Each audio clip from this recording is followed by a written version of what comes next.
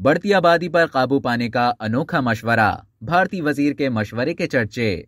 दुनिया आज बढ़ती हुई आबादी के मसले से दो चार है।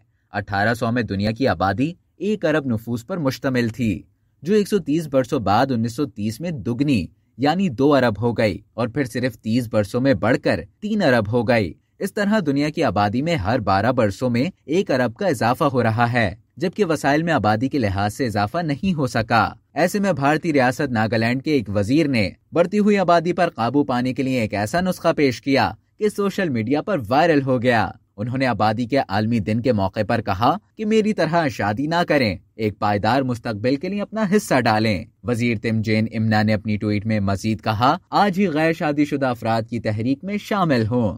अब तक के लिए इतना ही। मजीद खबरों और न्यूज अपडेट्स के लिए डेली जंग के YouTube चैनल को सब्सक्राइब करें और फेसबुक के पेज को लाइक करना ना भूलें।